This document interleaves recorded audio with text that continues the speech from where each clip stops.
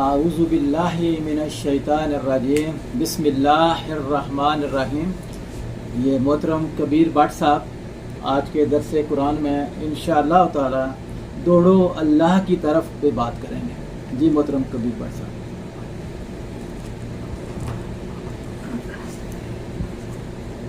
اعوذ باللہ من الشیطان الرجیم بسم اللہ الرحمن الرحیم وسارعوا إلى مغفرة من ربكم وجنة أرضها السماوات والأرض أعدت للمتقين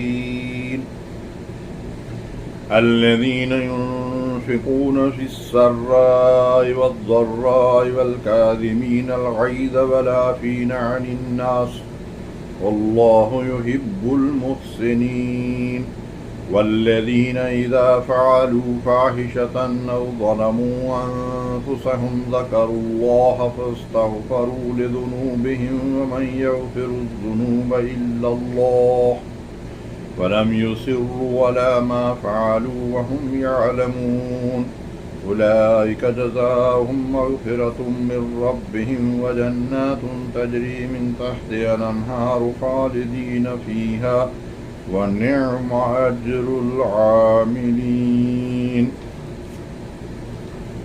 دوڑو اللہ کی بخشش اور مغفرت کی طرف اور اس جنت کی طرف جس کا پھیلاؤ یا جس کی وسعت آسمانوں اور زمین کے برابر ہے۔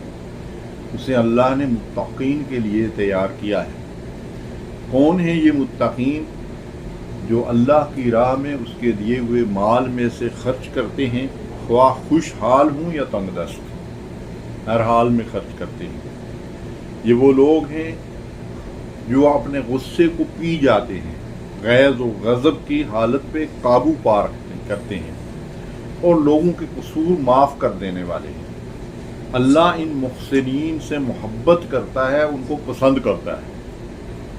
یہ وہ لوگ ہیں کہ جب کبھی ان سے کوئی ناشائستہ حرکت، کوئی غلط کام سرزد ہو جائے یا اپنی جانوں پر کسی گناہ کی وجہ سے ظلم کر بیٹھیں، فوراً اللہ کو یاد کرتے ہیں اور اس سے معافی مانگتے ہیں، اور اللہ کے سوا کون ہے گناہوں کا بخشنے والا۔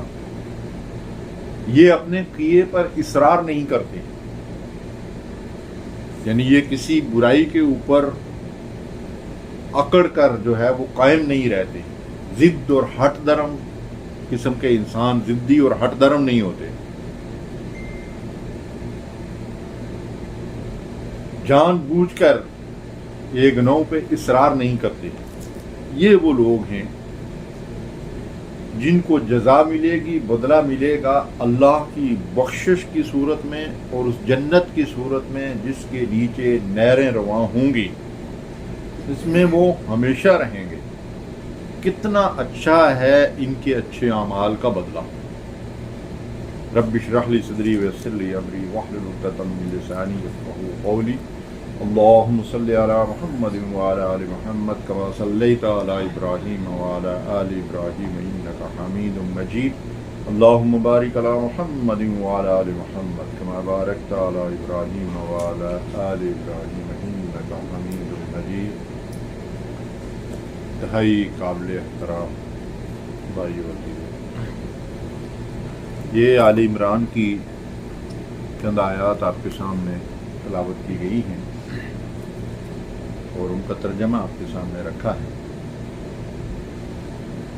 ان آیات کا جو سیاق و سباق ہے، جس میں اللہ نے اہل ایمان کو حکم دیا کہ اللہ کی بخشش، اس کی مغفرت، اس کی رحمت اور اس کی جنت کی طرف دوڑو، آگے بڑھو، پیش قدمی کرو۔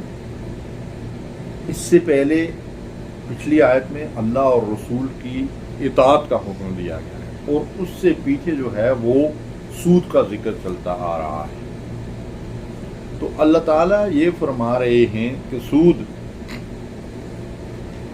جو اللہ اور اس کے رسول سے جنگ ہے، جو کسی ملک کی معیشت کا بٹا بٹھا کر رکھ دیتا ہے، اس کو تباہ و برباد کر دیتا ہے،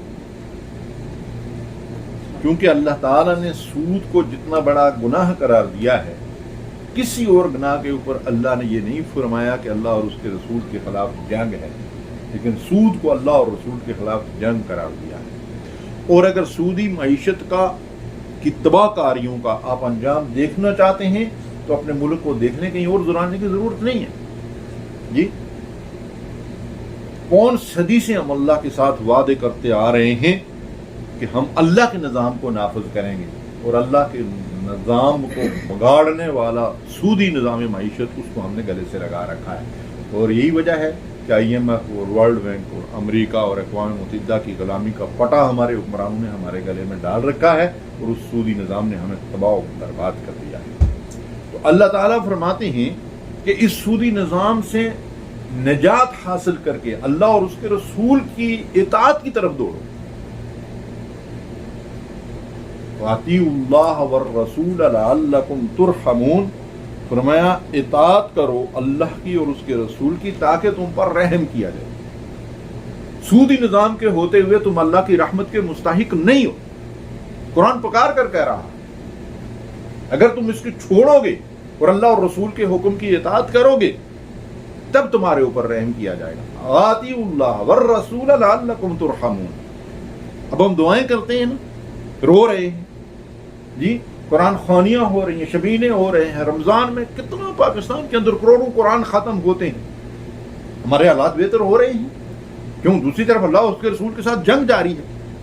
تو جو قوم باعثیت قوم اللہ سے لڑائی لڑ رہے ہیں وہ دنیا میں سرخرو ہوں گے، وہ کامیاب ہوں گے، ان کے اوپر اللہ کی رحمتیں آئیں گی۔ کرتے رہیں ہم دعائیں جب تک اس ظالمانہ نظام سے اور جب تک اس سودی نظام سے نجات نہیں حاصل کریں گے ہمارے حالات بہتر نہیں ہو سکتے۔ ایک سے ایک مسیحا ڈھونڈ کر ہم لاتے ہیں اور وہ سارے کے سارے امریکہ اور ورلڈ بینک اور IMF کے غلام، انہوں نے تو ہمیں غلامی کے شکنجے میں جکڑا ہے۔ ایک کو اتار کر جیل میں ڈال دیتے ہیں اور دوسرے کو پروٹوکول دے کے پھر لے کے آتے ہیں۔ یہ تو سارے وہی ہیں جنہوں نے اس ملک کا بیڑا غرق کر کے رکھا ہوا ہے سودی نظام کے ذریعے سے۔ تو اللہ فرماتا ہے کہ اگر اللہ کی رحمت کے مستحق بننا چاہتے ہو تو اس نظام سے جان چھڑاؤ، اس سے نجات حاصل کرو۔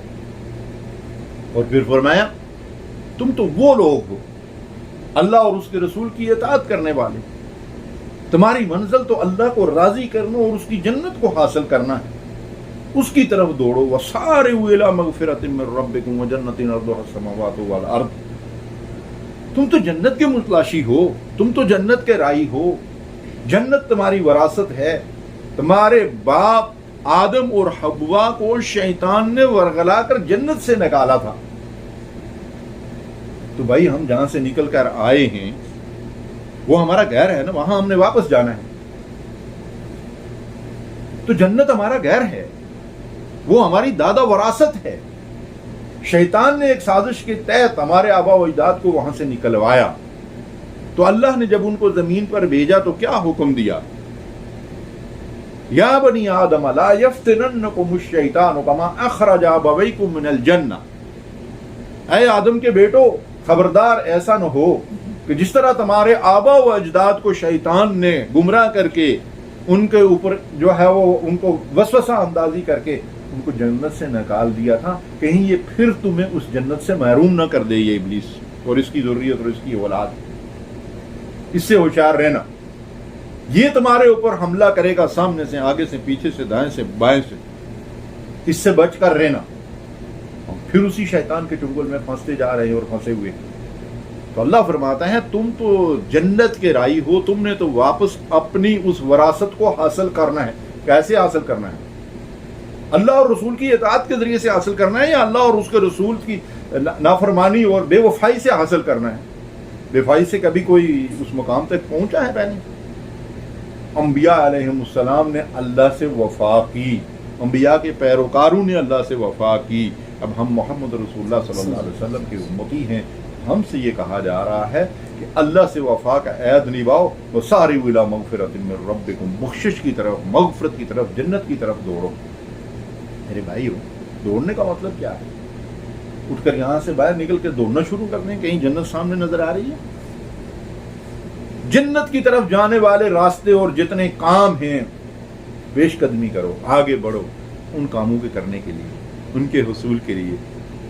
نماز جنت میں جانے کا ذریعہ ہے تو نماز قائم کرو، سچائی جنت میں جانے کا ذریعہ ہے تو سچ بولو، جی، دیانتداری ہے تو دیانتداری کرو، عہد کی پاسداری ہے تو عہد کی پاسداری کرو، پڑوسی سے اس نے سلوک جنت کی طرف جانے کا راستہ ہے تو یہ کرو، والدین کا احترام جنت کا راستہ ہے تو یہ کرو، اور جو عمل جنت کا راستہ روکنے والا ہے اس سے بچو اپنے آپ۔ جھوٹ ہے، بددیانتی ہے، خیانت ہے، بڑوں کی نافرمانی ہے، والدین کی نافرمانی ہے جو آج کل عام ہو رہی ہے، پڑوسیوں کے ساتھ ظلم ہے، زیادتی ہے، ظالمانہ نظام زندگی ہے، فحاشی عریانی ہے، بے حیاء ھذا القیاس۔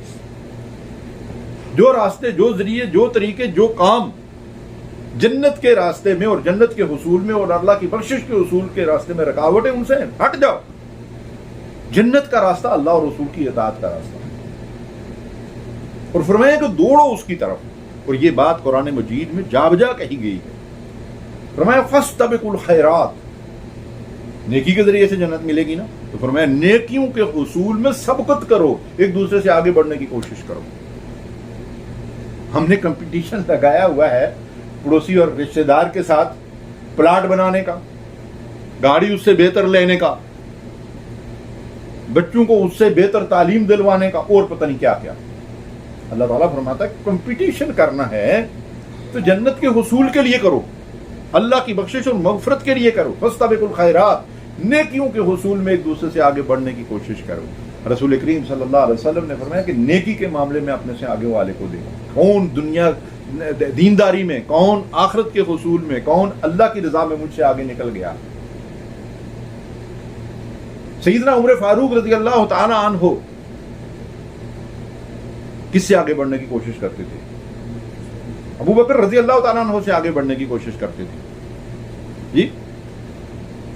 ایک دن ایک جھونپڑی میں پہنچے عمر فاروق رضی اللہ تعالیٰ عنہ، اور دیکھا کہ ایک بڑھیا صاف ستھری سی جھونپڑی ہے اور ایک چارپائی کے اوپر پڑی ہوئی ہے۔ جا کے اس سے پوچھتے ہیں اماں اس گھر میں اور بھی کوئی ہے؟ کہتی نہیں، اتنے صاف ستھری یہ کیسے ہوئی، اور تمہاری یہ ضرورتیں کون پوری کرتا ہے؟ تم تو بستر پہ پڑی ہوئی ہو۔ میرے بیٹے مجھے نہیں پتا، کوئی اللہ کا بندہ ہے، فجر کی نماز سے پہلے آتا ہے اور آ کر میرے سارے کام کر کے ڈیلی تو چلا جاتا ہے۔ اللہ اکبر۔ عمر رضی اللہ تعالیٰ عنہ کہتے ہیں یار میں بھی اسی بستی میں رہنے والا ہوں، اور میں نے پہلی دفعہ اس بڑھیا کی جھونپڑی دیکھی ہے، یہ کون اللہ کا بندہ، اس کا پیچھا کرتا ہوں، نیکی کے کاموں میں دیکھتا ہوں مجھ سے آگے کون بڑا ہوا ہے، جو مجھ سے بھی پہلے آ کر اس بڑھیا کے کام کر رکھا تھا۔ دوسرے دن میں آیا، لیکن جب میں آیا تو چونکہ اندھیرا تھا، ابھی آج کا روشنیوں کا دور تو نہیں تھا نا، تو ایک ہیولا سا مجھے نظر آیا کہ بندہ کام کر کے وہ چلا گیا اور میں پہچان نہیں سکا۔ تجسس ہوا، پھر دوسرے دن آیا تو میں نے دیکھا کہ ابو بکر رضی اللہ تعالیٰ عنہ اس بڑھیا کے سارے کام کر کے فجر سے پہلے تو واپس جا رہے ہیں۔ اللہ نیکی کے حصول میں ایک دوسرے سے آگے بڑھنے کی کوشش کرو۔ فرمایا فسعوا الی ذکر اللہ، کدھر دوڑو؟ دنیا کے لیے، مال کے لیے، کوٹھیاں بنانے کے لیے؟ بھئی اس کے لیے بھی کوشش کرو، لیکن اس کے لیے اللہ نے کہیں دوڑنے کا حکم نہیں دیا۔ دنیا کے لیے اللہ نے کیا فرمایا؟ فرمایا ذرا بریک رکھو، جی، دوڑو نہیں اس کے پیچھے، اس کے لیے کوشش کرو، لیکن اس کو اپنے دماغ اور دل کے اوپر سوار نہ کرو۔ یہ تمہاری سواری کے لیے ہے، تمہارے اوپر اگر دنیا سوار ہو گئی تو بیڑا غرق۔ جس طرح کشتی پانی کے اوپر تیرتی ہے نا، تو پانی اگر کشتی کے اندر آ جائے تو پھر کیا ہوگا؟ غرق ہو جائے گی نا۔ اس طرح دنیا اگر میرے دل اور دماغ پہ سوار ہو گئی تو بیڑا غرق۔ دنیا کو میں نے سواری بنانا، یہ سواری ہے، اس کو میں نے لگام اپنے ہاتھ میں رکھنی ہے۔ ہم نے دنیا کو اپنے لگام تھمائی ہوئی ہے، اور وہ جدھر چاہتی ہے مجھے لے کر جا رہی ہے۔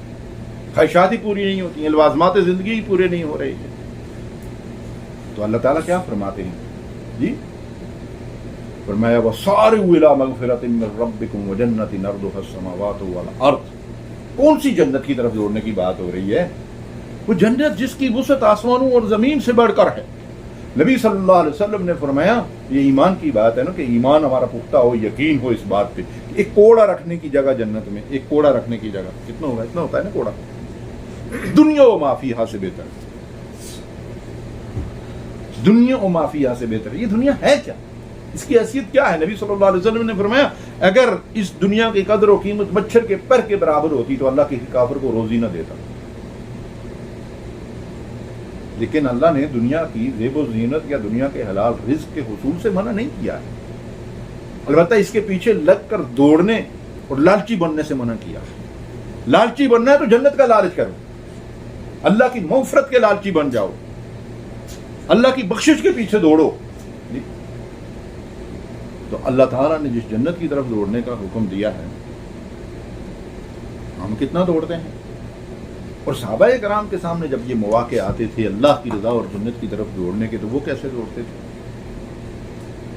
غزوہ خیبر ہو رہا ہے، یہودیوں کا محاصرہ کیا ہوا نبی کریم صلی اللہ علیہ وسلم نے، ایک شخص کالا کلوٹا چرواہا، رنگت کالی تھی، چرواہا، اور اس کے کپڑے جو ہے نا وہ گندگی سے اٹے پڑے ہوئے ہیں، جیسے عام طور پر چرواہوں کا حال ہوتا ہے۔ اس کو چونکہ یہودیوں کے پاس تھا تو اس کو معلوم تھا، یہودی کو ہاں چونکہ تورات کے اندر رسول اللہ صلی اللہ علیہ وسلم کی ساری نشانیاں موجود تھیں، یہودیوں نے تو صرف ضد اور ہٹ درمی کی وجہ سے رسول اللہ صلی اللہ علیہ وسلم کو رسول نہیں مانا۔ قرآن شہادت دیتا ہے کہ ان کے دل اس بات کی گواہی دیتے تھے کہ یہ اللہ کے رسول صلی اللہ علیہ وسلم سے حضور کی ساری پہچانیں جو ہے وہ اس کے اندر جو ہے بیان کی گئی۔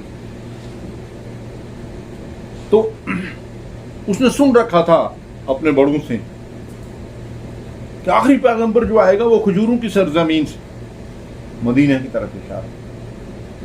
تو اسے پتہ چلا کہ مدینہ کی سرزمین سے ایک شخص جو نبوت کا دعوے دار ہے وہ آیا ہوا ہے اور یہودیوں سے لڑائی کر رہا ہے۔ وہ بکروال تھا، چرواہا تھا اور اپنے مالک کی بکریاں چرا رہا تھا۔ اس کے دل میں آیا اور اس نے جناب بکریوں کو ایک سائیڈ میں رکھا اور گھومتے پھرتے رسول اللہ صلی اللہ علیہ وسلم کے پاس پہنچ گیا۔ رسول اللہ صلی اللہ علیہ وسلم سے مل کر اپنی کہانی بیان کرتا ہے اور کہتا ہے کہ یا رسول اللہ صلی اللہ علیہ وسلم میں آپ پر ایمان لانا چاہتا ہوں، آپ مجھے کلمہ پڑھائیے۔ کلمہ شہادت پڑھا اور اس کے بعد کیا کہتا ہے؟ یا رسول اللہ صلی اللہ علیہ وسلم دیکھیں جس انسان کے اندر خوف خدا ہے، دیانتداری ہے، اس کو اللہ ہدایت دیتا ہے۔ یا رسول اللہ صلی اللہ علیہ وسلم میرے پاس مالک کی امانت ہیں، بکریاں، اونٹ وغیرہ، ان کا کیا کروں؟ اللہ کے نبی صلی اللہ علیہ وسلم نے کیا فرمایا؟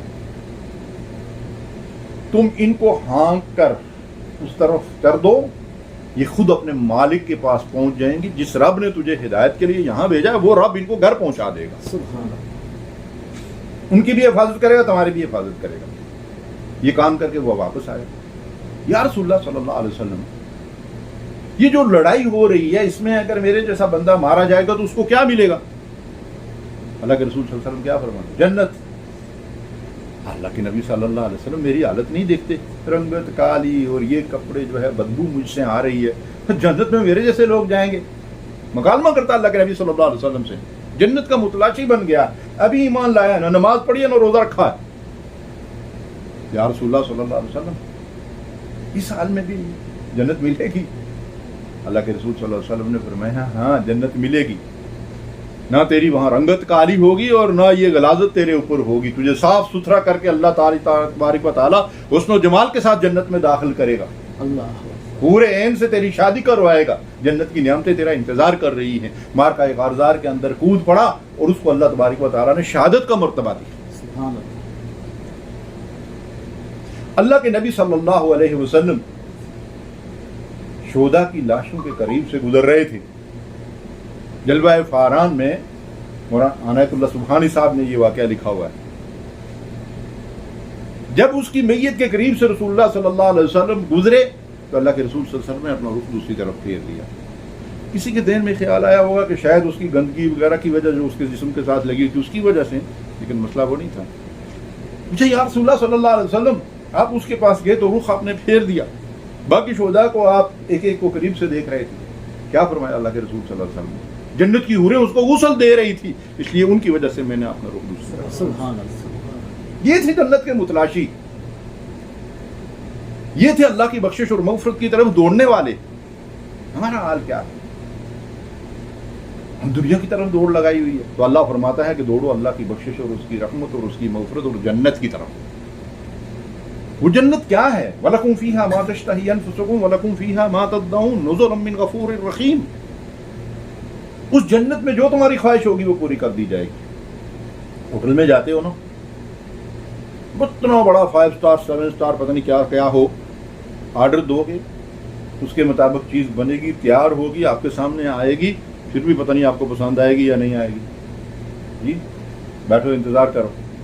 اللہ فرماتا ہے وَلَكُمْ فِيهَا مَا تَشْتَهِي أَنفُسُكُمْ. اس جنت میں تمہارے دل میں خواہش پیدا ہوگی کہ فلاں چیز ہونی چاہیے, وہ تمہارے سامنے حاضر ہوگی.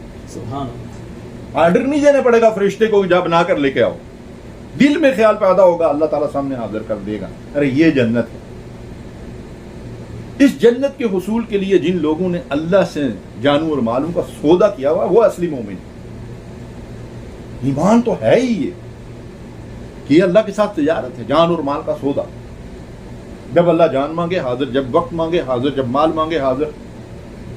ہمیں کرکٹ نہیں چھوڑ رہا ہے جی. بہت سارے لوگ جن کو دعوت دی گئی ہوگی آئیں درس قرآن کے اندر بیٹھیں, ایمان تازہ کریں جی. یعنی ہم نے کرکٹ دیکھنا ہے بھائی. 20 سالوں سے کرکٹ دیکھ دیکھ کے آپ نے کون سے کمالات کیے, کون سے تیر مارے, کیا ملا؟ یہ مجلس جس کے اندر آپ بیٹھے ہوئے ہیں, اللہ کے رسول صلی اللہ علیہ وسلم کا فرمان ہے کہ اس کو فرشتوں نے گھیرا ہوا ہے اور فرشتے تمہاری بخشش اور مغفرت کے لیے دعائیں کر رہے ہیں جی. پہنچے ہوئے سے دعائیں کرانے کے لیے آپ لوگ وہاں اپنے ملک میں تلاش کرتے ہیں نا لوگوں کو جی, جھنڈا پیر اور فلاں اور فلاں, اور اس کے پاس جاؤ اس کی دعا جو ہے بڑی قبول ہوتی ہے. وہ بڑا پہنچا ہوا ہے, پتہ نہیں کہاں پہنچا ہوتا ہے. بعض تو جسم پہ کپڑے ہی نہیں ہوتے, وہ بھی پہنچا ہوتا ہے ہمارے نزدیک. اس کی دعا کی قبولیت کی کوئی گارنٹی تو نہیں ہے نا جی. گھر میں والدین جو ہیں ان کی خدمت کرنے کے بجائے پیروں اور فقیروں کے پیچھے دوڑ رہے ہوتے ہیں اور والدین کو ناراض کرتے ہیں. ایسوں کو دعائیں ملیں گی, اللہ کا عذاب آئے گا, اور آ رہا ہے اور آیا ہوا. یہاں آ کے بیٹھنے والوں کے لیے اللہ کے رسول صلی اللہ علیہ وسلم نے گارنٹی دی ہے کہ فرشتے دعائیں کرتے ہیں. فرشتوں کی دعائیں اللہ کے ہاں قبول ہوں گی یا رد ہوں گی؟ فرشتوں کی دعائیں لینے کے لیے آ کر بیٹھیں, اللہ کی یاد میں بیٹھیں, اللہ کا ذکر کرنے کے لیے بیٹھیں. زندگی کھیل تماشا نہیں ہے میرے بھائی. افحسبتم انما خلقناکم عبثا وانکم الینا لا ترجعون. تم سمجھتے ہو کہ اللہ نے تمہیں بیکار پیدا کیا ہے, کھیل کود کے لیے پیدا کیا ہے, واپس لوٹ کر اس کے پاس نہیں آؤ گے؟ اللہ نے مجھے اور آپ کو دنیا کی امتحان گاہ میں آخرت کی تیاری کے لیے بٹھایا ہے. آخرت کی میں نے تیاری کر لی, اب میرے پاس فری وقت ہے تو میں کرکٹ بھی دیکھوں, میں فلمیں بھی دیکھوں, میں گانے بھی سنوں, میں جا کر گھوموں پھروں اور بیٹھ کر گپ شپ لگاؤں. آخرت کی تیاری مکمل ہو گئی ہے تو میں یہ سارے کام کرنے کا حق رکھتا ہوں. کون کہہ سکتا ہے کہ میں نے آخرت کی تیاری کر لی ہے؟ اگر ابو بکر اور عمر کی تیاری مکمل نہیں ہوئی اور وہ اس بھاگ دوڑ میں مرتے دم تک لگے رہے تو میرا اور آپ کا حال کیا ہے؟ عمر رضی اللہ تعالیٰ عنہ کو ذکر خیر آ گیا, ایک واقعہ ان کا جو ہے وہ عرض کر دیتا ہوں نماز کے حوالے سے. ہماری نمازوں کا کیا حال ہے؟ اگر میں پوچھوں کہ صبح فجر کی نماز کتنے لوگوں نے جماعت کے ساتھ مسجد میں ادا کی ہے تو کیا آدھے آپ ہاتھ اٹھا لیں گے؟ میں پوچھنا نہیں چاہتا, میں کسی کو شرمندہ نہیں کرنا چاہتا. اللہ نے پردہ رکھا ہوا ہے, اللہ آگے بھی رکھے ہمارا, آخرت میں بھی رکھے ہمارا پردہ. میں عرض کر رہا ہوں, عمر فاروق رضی اللہ تعالیٰ عنہ زخمی ہیں, وشی طاری ہو جاتی ہے. وہ بدبخت مجوسی نے جو ہے پیٹ میں خنجر مارا تھا نا, تو اگر کچھ منہ سے ڈالتے تھے تو وہ ہاتھوں کی کٹی ہوئی تھی تو باہر آ جاتا تھا, بے ہوشی طاری ہو جاتی تھی. تو جب ہوش میں آتے کیا فرماتے تھے؟ لا حظ فی الاسلام لمن ترک الصلاۃ. جو نماز نہیں پڑھتا تارک صلاۃ ہے, اس کا اسلام میں کوئی حصہ نہیں ہے. ہمارا بے نمازی بھی مسلمان جی, ختنہ کیا ہوا ہے, ختنے والا مسلمان ہے, جمعے کی پڑھتا ہے, عید کی پڑھتا ہے. مسلمانوں کی پتہ نہیں کتنی قسمیں ہیں. زانی بھی مسلمان, شرابی بھی مسلمان, سود خور بھی مسلمان, ڈاکو بھی مسلمان, حرام کے بچے جن کے جو ہے دنیا میں گھوم رہے ہیں وہ بھی مسلمان. مسلمانوں کی اب بہت ساری قسمیں ہو گئی ہیں, لیکن اللہ نے کس کو مسلمان قرار دیا, اللہ کے رسول نے کس کو مسلمان قرار دیا, صحابہ کس کو مسلمان سمجھتے؟ لا حد, کوئی ایسا نہیں ہے. آدھا پونا مسلمان نہیں ہوتا, مسلمان یا پورا مسلمان ہوتا ہے یا فارغ ہوتا ہے اسلام سے. ادخلوا فی السلم کافہ, پورے کے پورے اسلام میں داخل ہو جاؤ, پورے مسلمان بنو. ولا تموتن الا وانتم مسلمون, مرتے دم تک اسلام پر قائم رکھو. اسلام اللہ اور رسول کی اطاعت کا نام ہے. फरमाबरदारी का नाम है जी। इसलिए मेरे भाइयों, अल्लाह ताला की इस दावत पे कान धरो, दिल और दिमाग से इसको सुनो कि वसारिउ इला मगफिरतिन मिन रब्बिकुम व जन्नतिन अर्दुहा अस्समावातु वल अर्द। बाद सहाबा ने तो इसकी ये तशरीह की है कि तकबीर ऊला के हुसूल के लिए अल्लाह तबारक व तआला दावत दे रहा है। नमाज पढ़ो तकबीर ऊला के साथ। हम तो मस्जिद के बाहर भी जाके गपशप लगाते रहते हैं, जब अकामत होती है तकबीर ऊला फौत हो जाती है। पहली साफ में पहुंचो, सबसे ज्यादा अजर और सवाब, सबसे ज्यादा इमाम के पीछे, फिर दाएं तरफ वाले, सबसे अगली साफ का सवाब सबसे ज्यादा। तो ये नेकियों के हुसूल के लिए आगे बढ़ने की तरगीब दी जा रही है। और फिर फरमाया वो उद्दत लिल मुत्तकीन, उस जन्नत को किसके लिए तैयार किया गया है? मुत्तकीन के लिए, तकवा वालों के लिए, खौफ खुदा के लिए। पीछे मैंने आपसे अर्ज किया ना, वो सूद का मामला चल रहा है। सूदी ज़हनियत, सूदी निज़ाम मईशत, अल्लाह और रसूल के खिलाफ जंग और अल्लाह और रसूल की नाफरमानियों में जिंदगी बसर करने वाले तकवा वाली जिंदगी से वो दूर होते हैं, वो जन्नत के राही होते ही नहीं। जन्नत के राही कौन है? मुत्तकीन, हर हाल में अल्लाह से डरने वाले। मैं और आप अपने आप से सवाल करें कि मैं जिस तरह इस मजलिस में बैठे हुए अल्लाह से डरता हूं, इस तरह तन्हाई में भी अल्लाह से डरता हूं, तब मुत्तकीन में शामिल होऊंगा। जब मैं मोबाइल खोल कर बैठता हूं और मेरे सामने नंगी तस्वीर आती है तो मैं फौरी तौर पर जो है आंखें बंद कर लेता हूं या उसको डिलीट कर लेता हूं या उसको जो है वो गायब कर देता हूं वहां से। तो अल्हम्दुलिल्लाह मेरे दिल में तकवा है। अगर मैं उसे घूर घूर कर देखता हूं और खुश होता हूं तो मैं मुत्तकी हूं।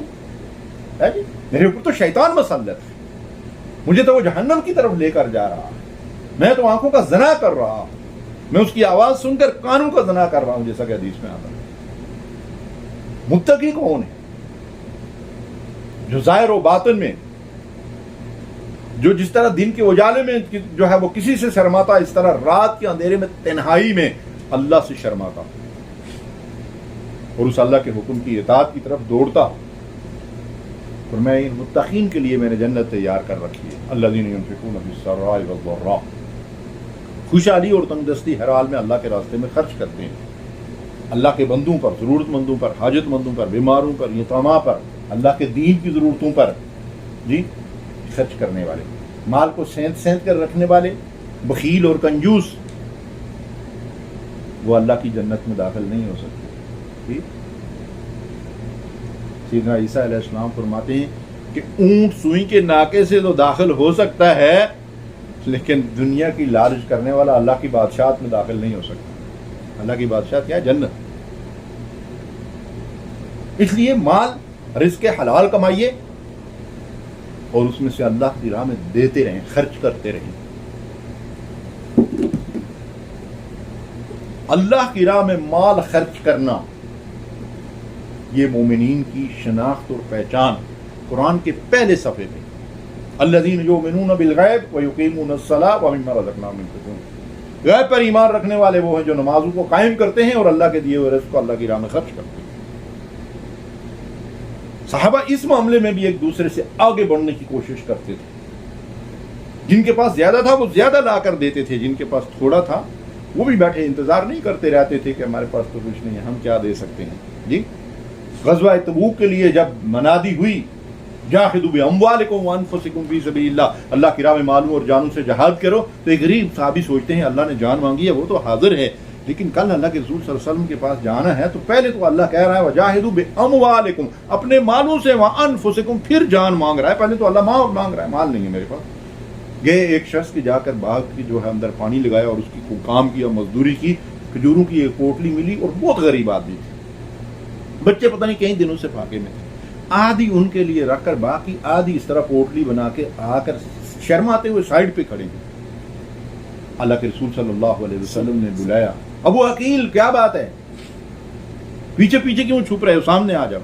या रसूलुल्लाह सल्लल्लाहु अलैहि वसल्लम, ये कुरान की आवाज़ जब मेरे कानों से टकराई, वजाहिदू बिअम्वालिकुम व अनफुसिकुम फी सबीलिल्लाह, अल्लाह की राह में माल और जान से जहाद करो, तो माल मेरे पास नहीं था, ये जाकर कुछ मजदूरी की है, जो खजूरें मिली थी آدھی گھر والوں کی ضرورت کے لیے پتہ نہیں کتنے دنوں سے فاقہ تھا اور یہ آدھی ادھر لے کر آیا ہوں. رسول اللہ صلی اللہ علیہ وسلم نے فرمایا کہ ان کھجوروں کو اس مال کے ڈھیر کے اوپر بکھیر دو, اس کی وجہ سے اللہ اس مال کے اندر برکت دے گا. اس نے نہیں دیکھنا میرے بھائی آپ نے لاکھ دیا یا کروڑ دیا ہے یا ایک دیا ہے.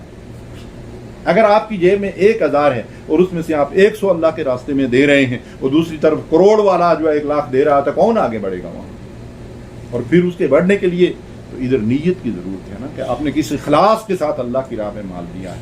اس لیے کہ اخلاص نہیں ہوگا, کوئی اور مقصد ہوگا, شور ہو تو نہ ہوگا, یہ دکھلاوا سب بیکار جائے گا. کروڑ ہے یا ارب ہے اس کی کوئی حیثیت نہیں, لاکھ کا ڈھیر ہے.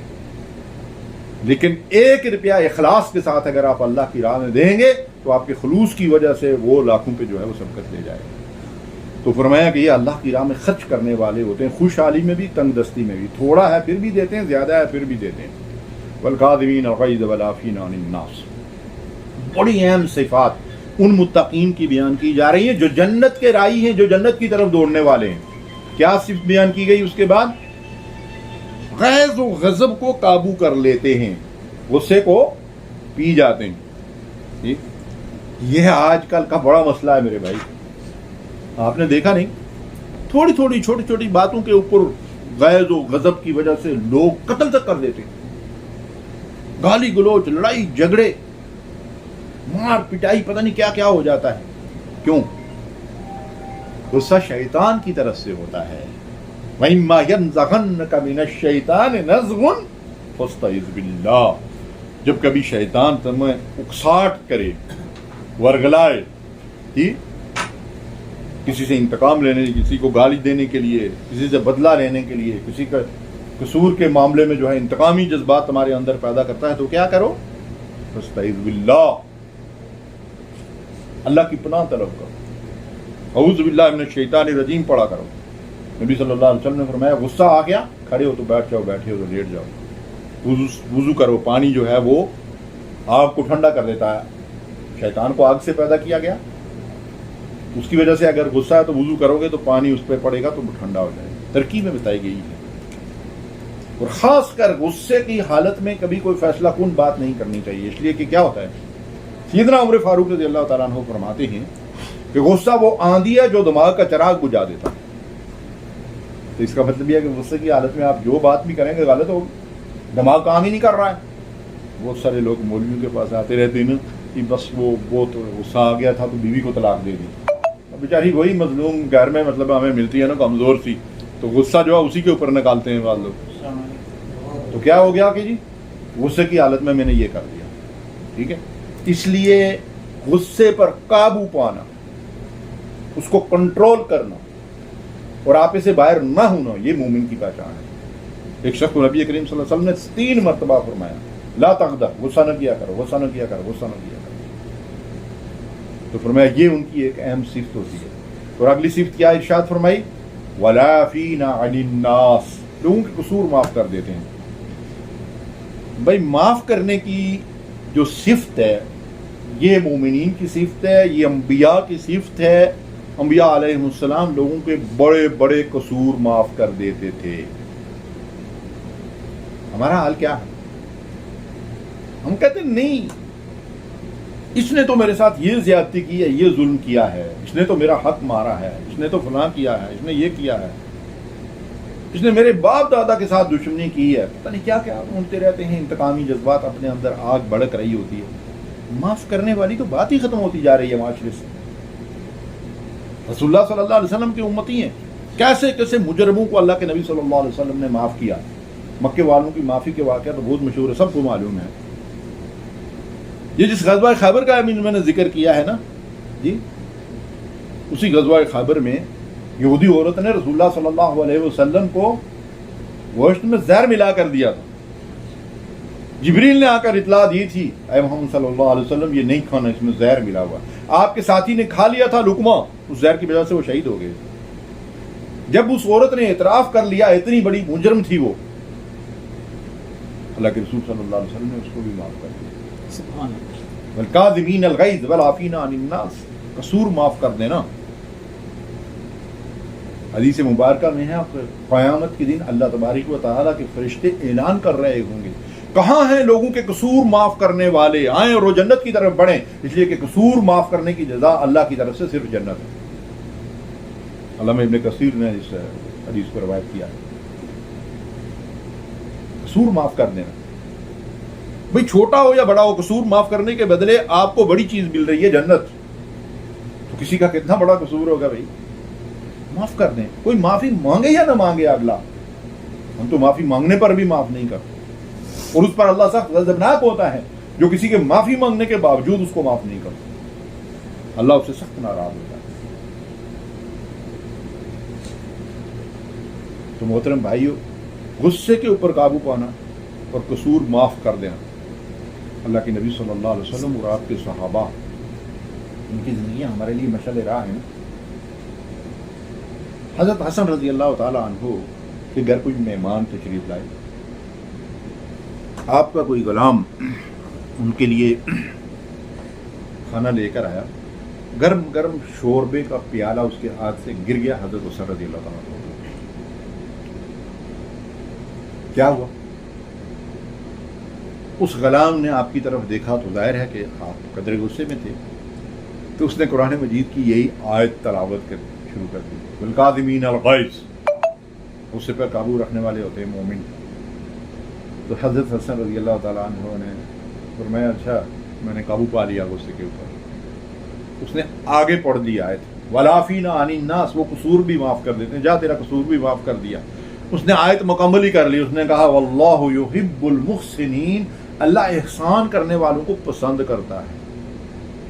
اب حسن رضی اللہ تعالیٰ عنہ نے احسان بھی کر دیا۔ کیا احسان کیا؟ جا تجھے آزاد کر دیا، غلام سے آزاد کر دیا۔ سبحان اللہ۔ قصور کرے اور غلامی سے آزادی مل جائے، آج کے دور میں کوئی تصور کیا جا سکتا؟ اب سنیے آج کا دور کیا ہے۔ یہ چودھری جاوید جو ہے نا، وہ کالم نگار بھی ہے اور تجزیہ نگار بھی ہے۔ اس نے ایک کالم لکھا، ایک واقعہ لکھا، بالکل ایسا ہی واقعہ ہے۔ ایک بہت بڑا شیخ تھا، لینڈ لارڈ، بہت ساری فیکٹریوں کارخانوں کا مالک۔ تو کہتا ہے اس نے اپنے گھر پہ میری دعوت کی، تو ہم جب کھانے کے لیے بیٹھے تو انواع اور اقسام کے کھانے، اور میں دیکھ کر حیران ہو رہا تھا کہ کہاں سے شروع کروں۔ تو ان کا ایک بوڑھا ملازم جو ہے وہ کھانا لے کر آیا، تو اس کے ہاتھ سے جو ہے وہ برتن گر گیا، اور اتفاق ایسا ہے کہ شیخ صاحب جو سیٹھ صاحب تھے، جو میزبان تھے، بڑا زرق برق لباس انہوں نے زیبتان کیا ہوا تھا، ان کے اوپر گر گئے۔ شیخ صاحب غصے میں آپے سے باہر ہو گئے، اس کو غلیظ گالیاں بکنے لگے۔ اس کے بعد اپنے بیٹے کو بلایا، اسے کہا کہ اسے لات مار کے گھر سے باہر نکالو۔ اس نوکر کو فارغ کر دیا۔ جاوید چودھری کہتے ہیں کہ میں نے بھی شیخ صاحب کو سمجھایا کہ بھائی ایک تو بوڑھا آدمی ہے، دوسرا آپ کا خادم اور نوکر ہے، پتہ نہیں کتنی زندگی ہو گئی تمہاری خدمت کرتے ہوئے، تو غلطی ہوئی ہے، اسے وہ معافی مانگ رہا ہے بیچارہ۔ شیخ صاحب کا غصہ ٹھنڈا نہیں ہو رہا تھا، اور وہ چودھری صاحب کہتے ہیں کہ میں بھی وہاں سے اٹھ کے چلا آیا، مجھے سخت محسوس ہوا کہ یار یہ کتنا ظالم انسان ہے۔ کہتے اس کے بعد میں نے اس سے تعلقات ختم کر دیے۔ مدت گزر گئی، کئی سالیں گزر گئی، تو ایک دن وہ اور اس کی بیوی دونوں جو ہے وہ میرے گھر آ گئے۔ پہلے جب میں نے ان کو گاڑی سے اترتے دیکھا تو میں حیران اور پریشان کہ کہاں وہ لینڈ کروزر ہیں اور کہاں وہ بڑی بڑی مطلب یہ نئے ماڈل والی گاڑیوں، اور ایک ٹوٹی پھوٹی چھوٹی سی گاڑی کے اندر جا وہ شیخ صاحب اور اس کی وائف میرے گھر پہ آ رہے ہیں، بیٹھے بات چیت۔